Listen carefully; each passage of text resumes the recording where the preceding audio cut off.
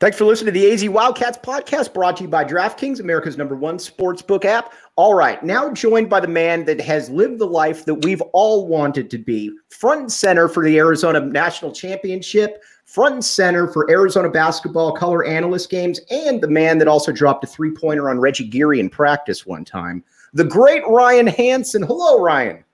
I love that intro, and my favorite part was dropping a three on Reggie Geary. It only happened once, but it did happen. The best defensive player in school history. You can tell your kids, you can tell your grandkids. You say, you see that man right there?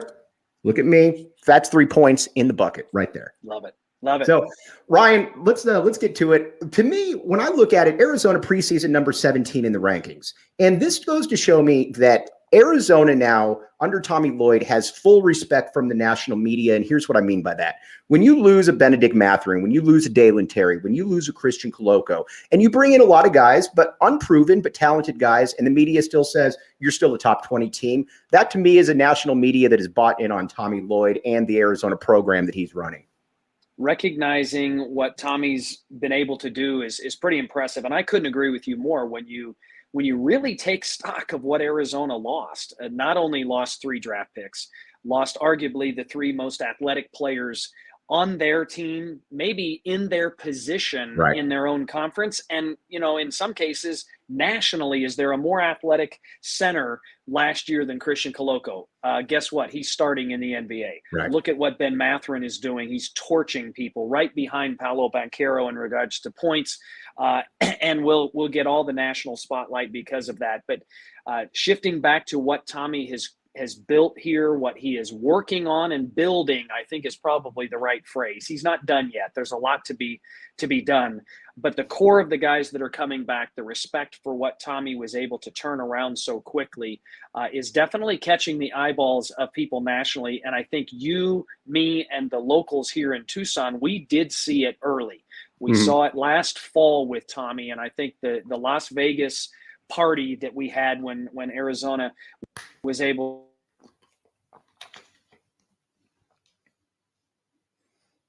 Let's see here. You cut out for a second, Rhino. There you go. Sorry about that. I'm back. Oh, you're good. But the thing that I find fascinating about Tommy Lloyd is he's a straight shooter here. People look at him on the sideline and they think, shucks, happy-go-lucky. First of all, he'll get on his players when he needs to, but I keep going back to this. Last year at his opening media day conference, I'll never forget this. He was asked about this team, and he said, I know what good basketball teams look like. This is a good basketball team. Then he was asked about Christian Coloco, and keep in mind, just for frame of reference, and you know this obviously, but Christian Coloco had played 12 minutes per game the previous year, always getting in foul trouble, hands, and he said, I expect him to be in contention for the Defensive Player of the Year in the conference. Lo and behold, both those things happened, and this year I asked him, and he said, I expect us to be a tough out, which meaning I expect us to be good, and he said that he thought Pelle Larsson could compete for the Defensive Player of the Year in the conference, which, again, to some people might be like, Pelle Larsson, but this man's got a track record by this point. Yeah, and you look at least the media that put in their predictions for team champion players in the first, second, and third team, and Pelle's not getting enough attention from other coaches, other media members. But I tend to agree with you. Tommy knows best in this situation, and Pelle could become the most vital player on this year's team. And Tommy was referencing with you, could be the defensive player of the year in the conference. I think he could be just as important offensively for us as he is on that side of the basketball. And Tommy knows guys like this. I think he's had tons of experience at Gonzaga with maybe not your uber athlete, but your wicked smart, high basketball IQ guy who can play very well on both sides of the basketball. That's a lot of Gonzaga's rosters over the years, especially along the perimeter. And I think he's right on point. I'm excited about what Pella can bring. And you just look at what his summer was like internationally. He took a step up in competition with that, and that only is going to make him better for this year. And I look at it too. People kind of, and again, he was preseason all conference, but are people maybe sleeping on how good Azuolas Tubelis was? Because Azuolas Tubelis was the player who, again, he was all conference last year, put up 31-8 again on the Mobley brothers. And if you watch Evan Mobley in the NBA, that's a bad dude right there. It almost feels like people have almost kind of forgotten just how good Zoo is. And, you know, obviously struggled at the end of the season, but Zoo could put together a monster year this year. He's got all the tools, right? Physically, he's strong. I think some of the things that maybe he gets knocked down on is he doesn't finish above the rim in traffic when he's under the rim. When he's running, when he gets kind of that running start, he can finish above the rim as well as any running big man in the country. And I think Arizona will take advantage of that again with him pushing and being that great rim runner with the left hand throwdown.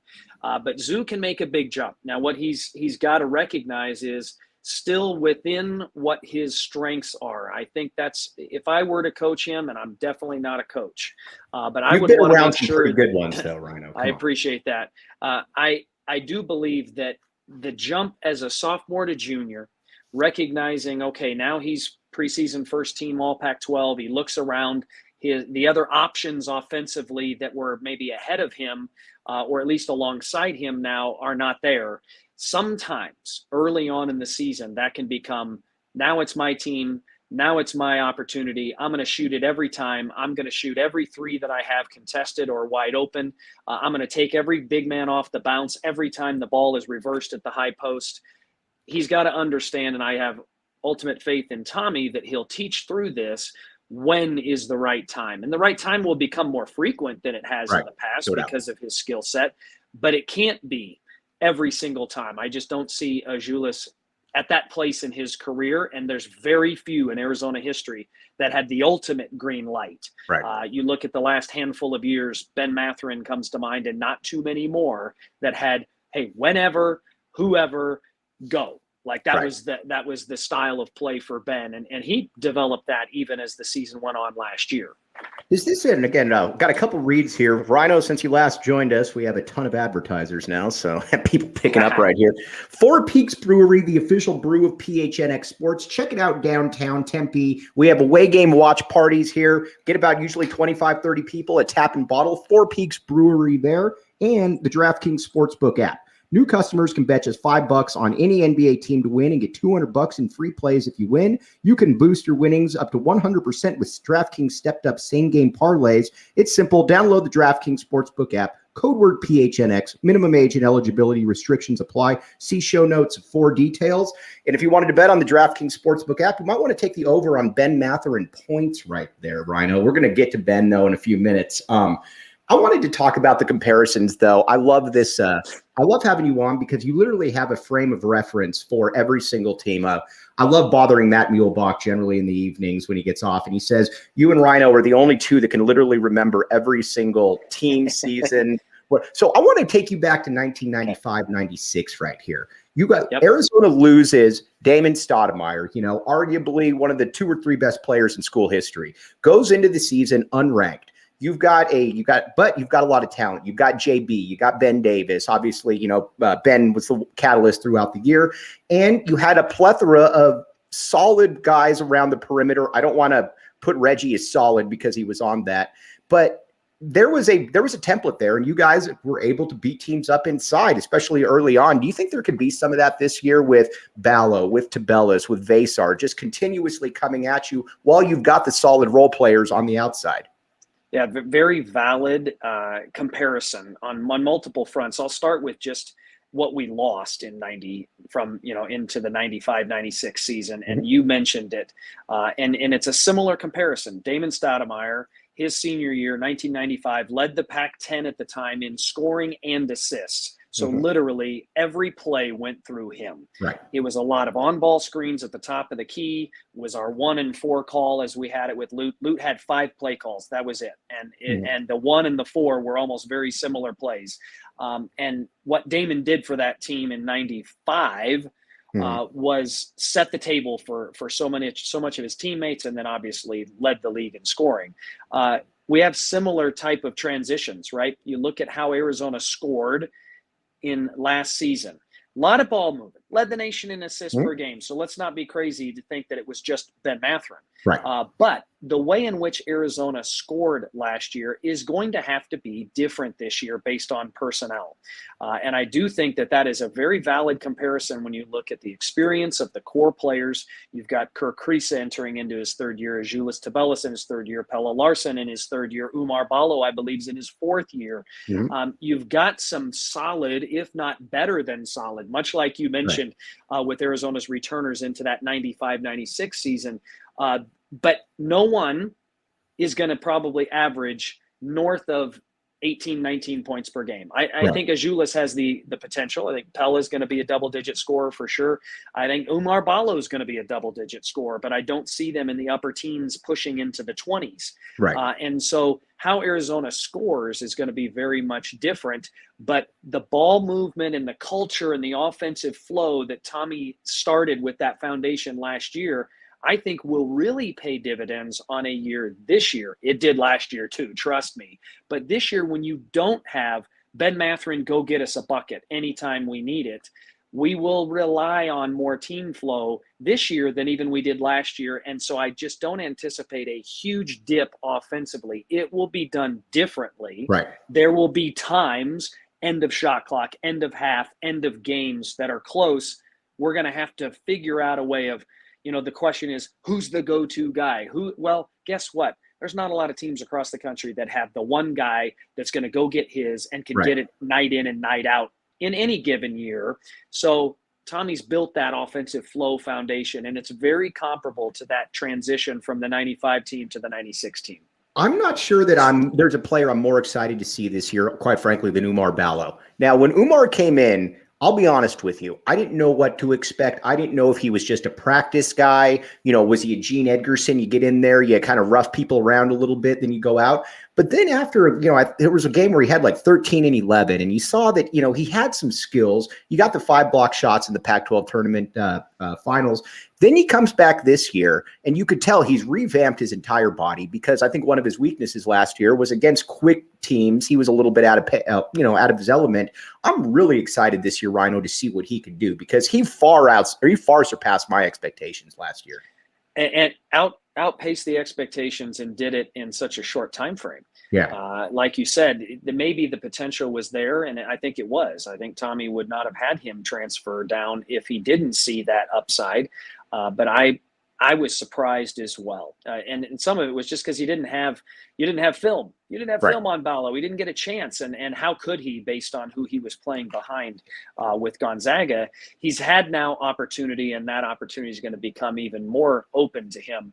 But boy, that front line looks pretty formidable when you look at what Azuolas, Ballo, Vaser, even Dylan Anderson in practice. I don't want to put too much expectations on Dylan, so let's be cautious with these phrases. But Dylan could have a similar trajectory of early success that we saw Ballo last year, because I think a lot of people have the same expectations or similar low bar for Dylan Anderson this year to be a contributing player consistently. I think he could surprise some people, and he is legitimately 6'11", if not pushing 7 feet. So you look at that front line led by Ballo. There's a lot of good pieces there, and Oumar's retooling of his physical mix and strength. He's got the length already. He's got the size. There's bright skies ahead for Ballo. I'd like to see a little bit of an AJ Bramlett career trajectory for Dylan Anderson. You come in, obviously first of all, he's well put together. He's put on some really good weight, and he's not clunky. He can move pretty well. I mean, again, he's not DeAndre Ayton, but he can move pretty well.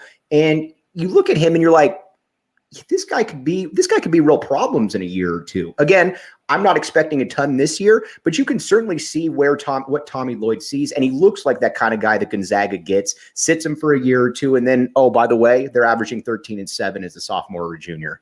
Right, smart player, hard working player. I love his his on-court effort. And sometimes I've witnessed a couple times in practice, early on as a freshman, your effort sometimes can help you overcome some lack of physicality or strength.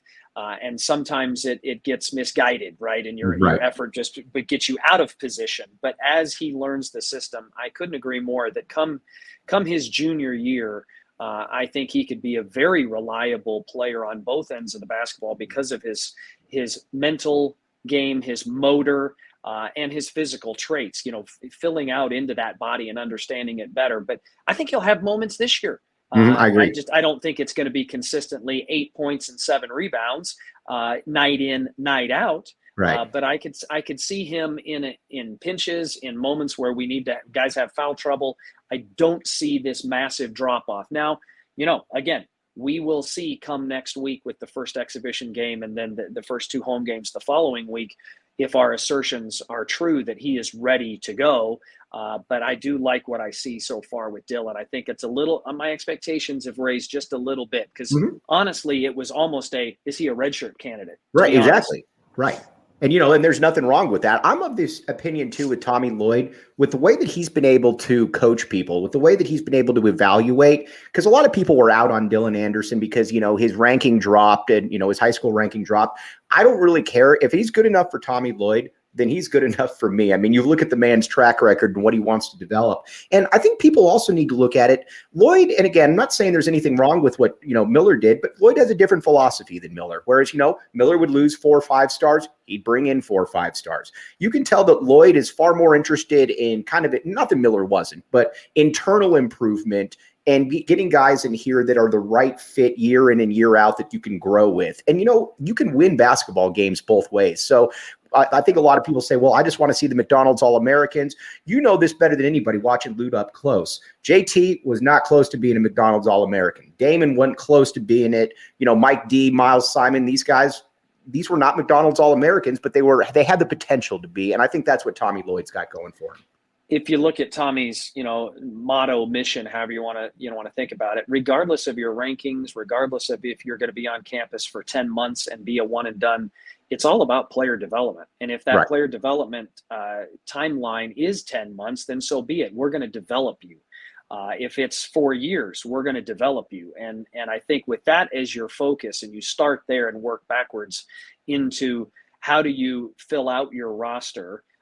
Tommy's got a good approach, and I think he's looking at a more well-rounded approach in regards to we do need a healthy mix of some uber talented guys that could be a one and done, could be athletically inclined to a point where you're only going to see him on campus for 1 year, but you swing the pendulum too far in that direction, and you have to refill the apple cart every single year. Problematic. You swing it the other way, and all you have is developmental guys. You guys get enough time?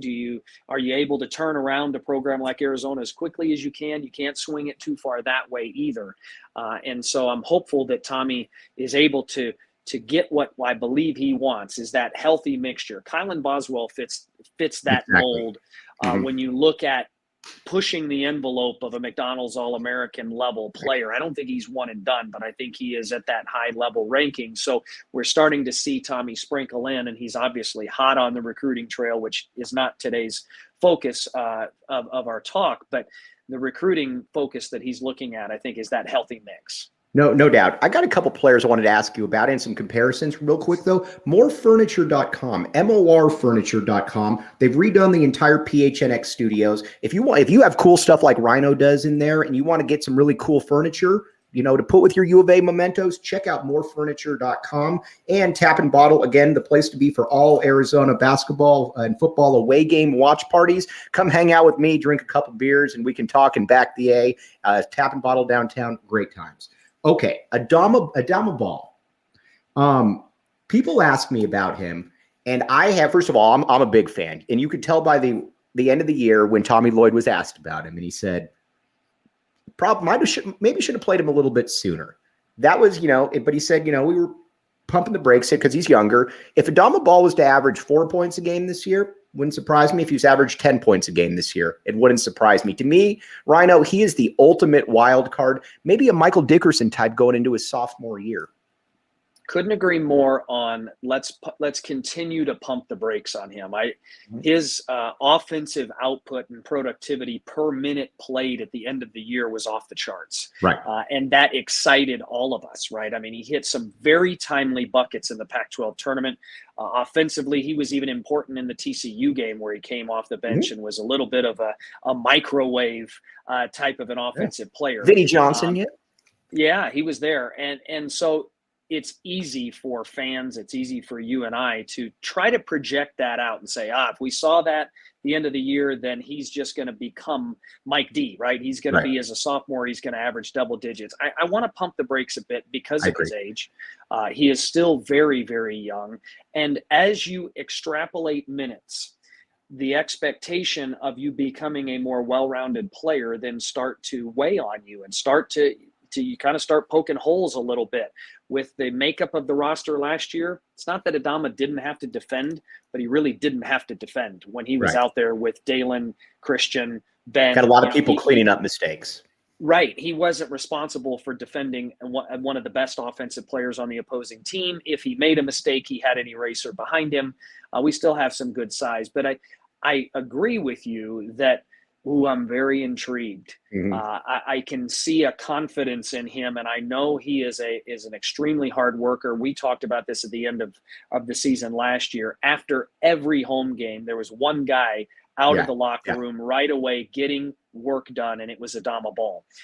Now, he didn't play as much last year, so that is part of a routine that you like to see. Guys that don't get playing time in a game are getting extra work in, not just to make themselves better, but just to keep their physical stamina up. So I like that because he appears to be a gym rat, and gym rats typically make the best jumps. You may not have all the physical tools, but I think Adama, I want to pump the brakes. I just don't envision, if I were to make a prediction, and you said it right, it could be 4 points, it could be 10 points, and I don't know.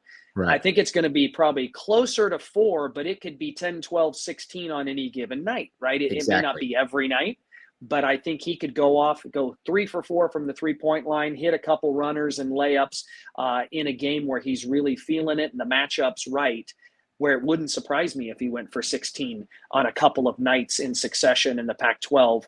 But then I just don't see him yet doing that night in and night out. So that would be, if you had one phrase, pump the brakes on Adama. Yeah, and then that's the thing too. Like you said, Rhino, he's 18 and a half. Tommy Lloyd talked about it. Tommy Lloyd talked about it up in Phoenix earlier this summer, where he said, you get kids now that are double holdbacks that are coming in as 20-year-old freshmen. And now you've got Adama who's coming in as a 17-year-old. He said, you don't see that very much anymore. So people need to, again, there's a lot of talent there. People also like what they've seen limited doses right there. And I will say he is enticing, because when he made the three, the one that really stuck in my mind though, is when he made the pull-up I can't remember. I think it was in the NCAA tournament. And it was it was transition 3. Yeah. And it was like, whoa, I did not see that, because that's generally the last part of a guy's game to develop like that. And he shot it with confidence. Now, Kerr Kriisa here, speaking of gym rats, here's what I want out of Kerr.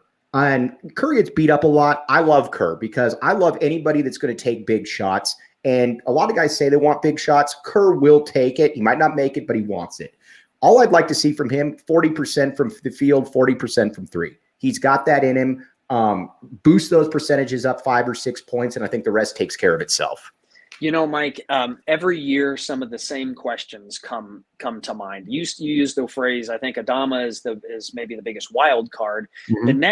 The next most commonly used phrase on October 28th is, who's the X factor? Right. If they do more than what you expect, Arizona's going to have a great season. If they do less than, who's the one pivot point guy? I don't know if it's Kerr, because it could be Oumar Ballo and it could be Pella, probably just as much, and Azuolas is maybe even higher than that. If Azuolas plays at the Pac-12 Player of the Year status right now, we're talking. But Kerr Kriisa, ball in his hands, initiator of offense, really probably an underrated passer. I think when you look at his stats, I don't think he gets enough credit for his assists per game. 4.7 last year. I mean, yeah, that's good stuff. That will go up this year because it's going to have to. Right. I agree with you on his shooting percentages and his decision making. Those two coupled together, he's going to have to make a jump for Arizona and become the consistent, productive player.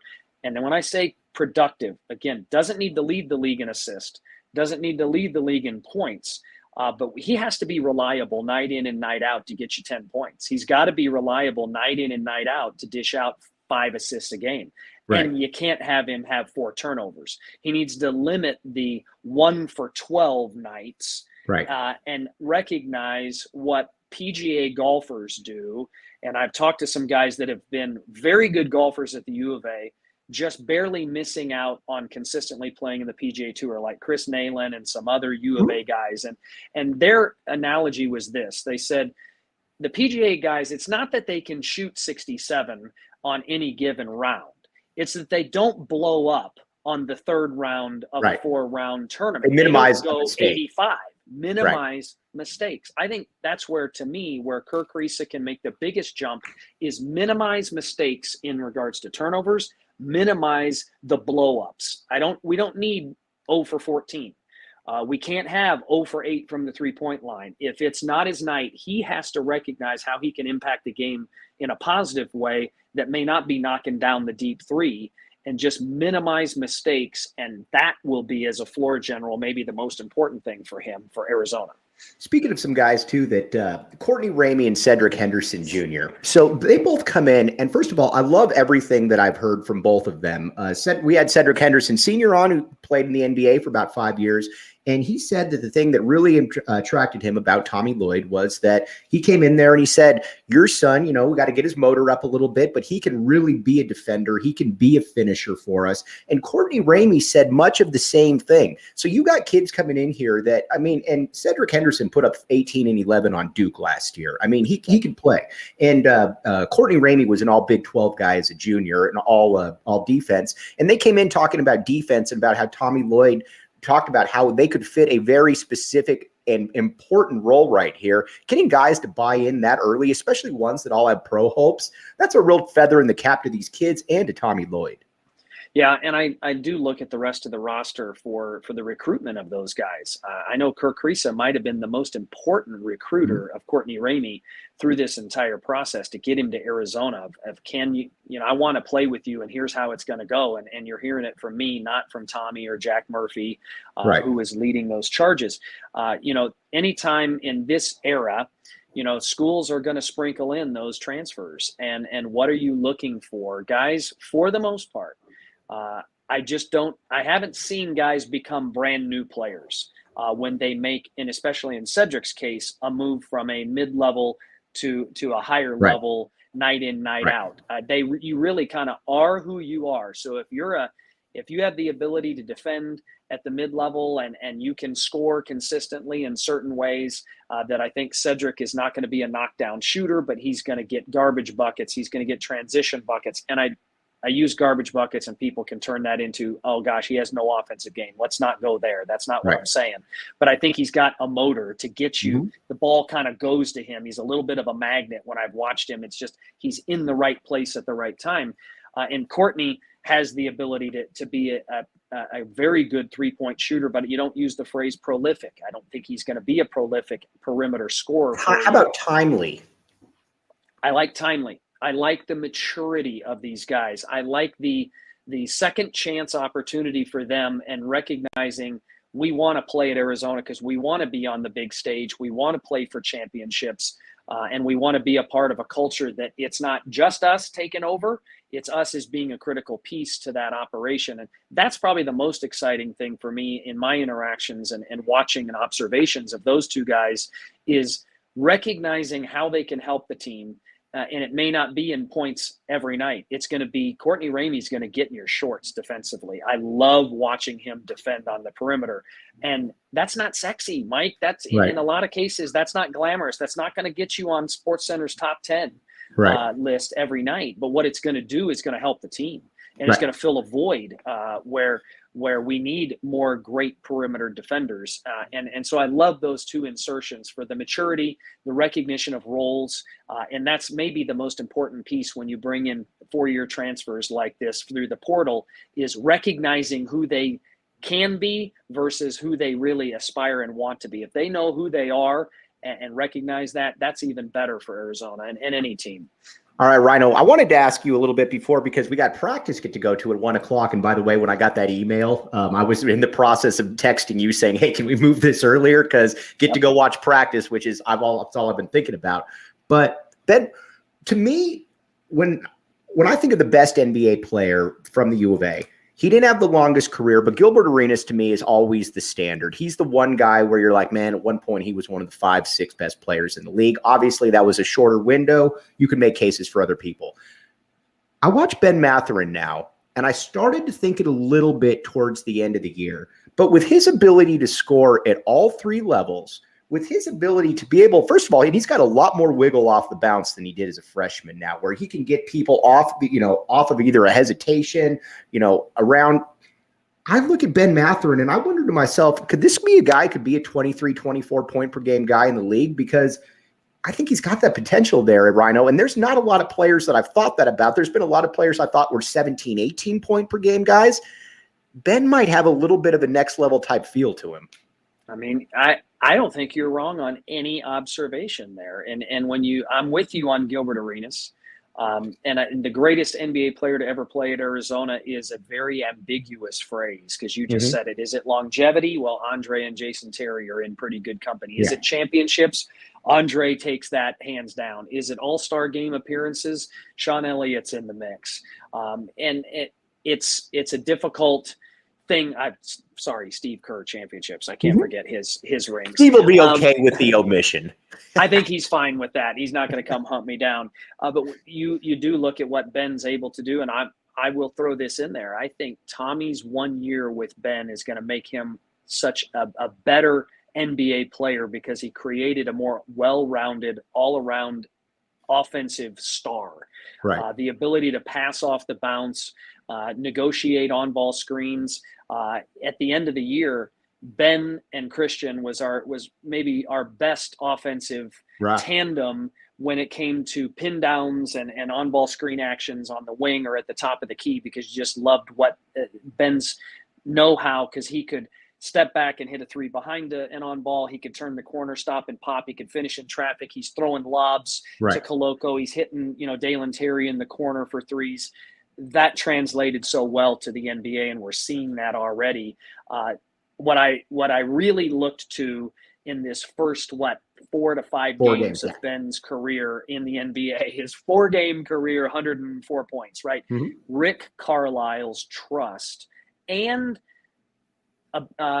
confidence to give him the ball and say, get your shot. You look at his shot attempts for rookies that are not starting. Yeah, he's up there with Ballo. He has more shot attempts, I think, in 2 of the 4 games he's played than even his starting guys that at similar spots or even across the landscape of the box score. So knowing that Rick Carlisle, who has as much experience in the league as anybody, says you're the guy, and I'm just having you off the bench for now. I think it's a matter of time before he gets inserted in the starting lineup, and that he's saying, get your shot. I think that speaks volumes about Ben's upside and ceiling in the NBA to be a prolific offensive weapon. All right. Before we sign off here, I've seen Jack Murphy twice now in about the past 3 weeks. And first of all, Jack Murphy walked by me at McHale and he yelled out, back the A. And he said it twice. Then Jack Murphy also, when I was at a practice about 2 weeks ago, looked down at the A on the court and said, back the A. Jack Murphy, even if he won't publicly acknowledge, which I think he would, is part of the back the A movement. Ryan Hansen, will you join the back the A movement? Join Jack Murphy in this. Well, it might have not been officially documented, but I have been backing the A for a long time. But let's put it on record right now. It's time. If you're not backing the A, it's time to back the A today. And so I hope all your listeners, everybody that's watching, I have a feeling they're already on the movement, because there is a significant movement. I mean, the Caltrans shuttle is every single day roaming the streets of campus, backing the A. And I'm excited about what you got going on here, Mike. It's great. Rhino, I can't thank you enough, my man. I'm going to hop in the shower and head to practice, and I will see you up there, buddy. All right, man. See you at the RJ. It's going to be fun. Thanks again, Ryan Hansen. I'm Mike Luke. You've been listening to the AZ Wildcats podcast.